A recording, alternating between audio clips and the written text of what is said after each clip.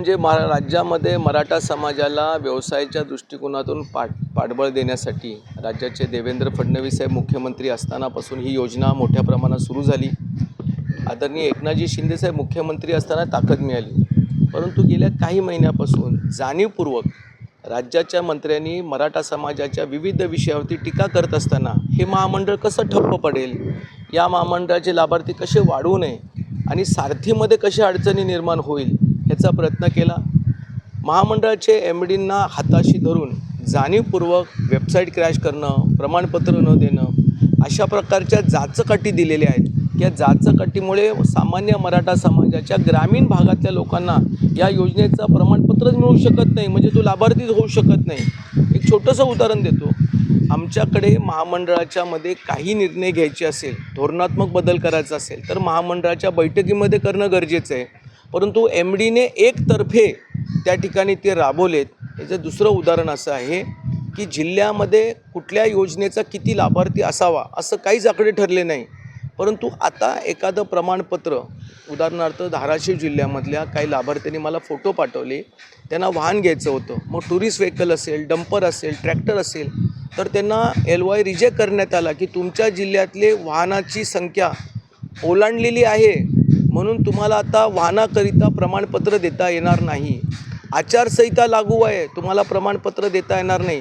तुम्हाला ज्या कर्ज घ्यायचं आहे त्या कर्जाला उत्पन्न कमी पडतं आहे म्हणून तुमचं LY रिजेक्ट करण्यात आलेले आहेत।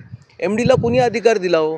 एमडीला काहीच अधिकार नसतो। एमडी फक्त प्रशासकीय अधिकारी आहे। त्यांनी चेअरमनशी चर्चा करून बोर्ड मीटिंगमध्ये महामंडळामध्ये जर काय बदल करायचा असेल तर बोर्ड मीटिंगमध्ये ठेवावा, त्या बोर्ड मीटिंगमध्ये चर्चा करावी, नंतर अंमलबजावणी करावी।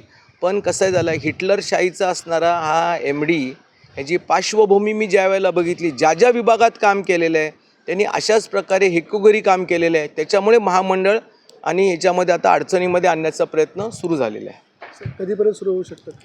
आज राधाकृष्ण विखे पाटलांनी आज आढावा बैठक घेतली, कारण नागपूर अधिवेशनामध्ये त्यांनीच बैठक घेतली होती आणि त्यांनी एमडीना सूचना केल्या होत्या आमदारांच्या उपस्थितीमध्ये।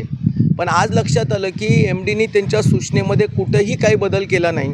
आजही मी स्वतः मंत्री महोदयांना सांगितलं की 8 ऑक्टोबरच्या अगोदर ज्या पद्धतीने प्रमाणपत्र मिळत होते ते प्रमाणपत्र देण्यास सुरुवात करावी। यानंतर राज्याच्या मुख्यमंत्र्यांना आम्ही सह्याद्री अतिथीगृहावरती भेटलो। मंत्री महोदयांनी सह्याद्री अतिथीगृहावरती राज्याच्या मुख्यमंत्र्यांना वस्तुस्थिती सांगितली की महाराष्ट्रामध्ये सरकारबद्दल आणि खास करून भाजपबद्दल एक चुकीचा संदेश जातो आहे।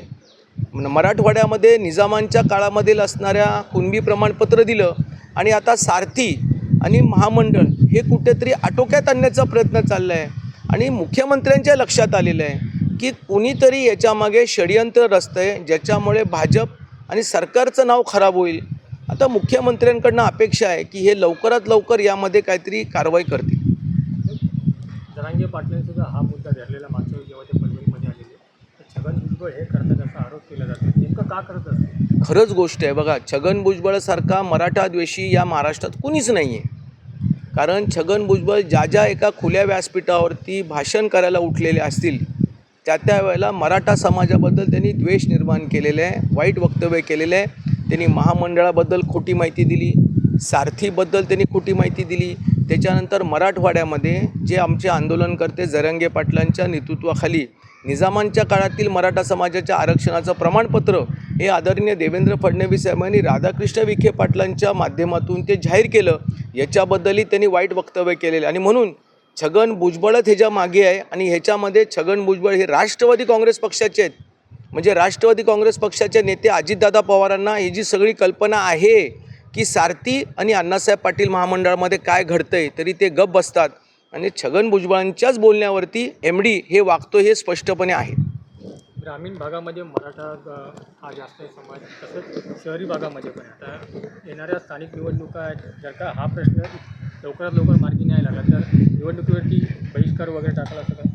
नाही, काय होतं की वर्षानुवर्षी योजनेचा लाभ घ्यावा असा प्रत्येक तरुण वाट पाहत असतो आणि ज्या वेळेला तो या व्यवसायाचं प्रशिक्षण घेतो किंवा त्याला ज्यावेळेला माहिती मिळते त्यावेळेला त्याला प्रमाणपत्रच मिळत नाही सरकारमधून आणि अशी काही कारणं LY रिजेक्ट करण्यासाठी दिली जातात, त्यावेळेला तो सरकारच्या विरोधातच जाणार ना। परंतु मुख्यमंत्र्यांची आज भेट झालेली आहे. मुख्यमंत्री याच्यामध्ये त्वरित काहीतरी कारवाई करतीलच.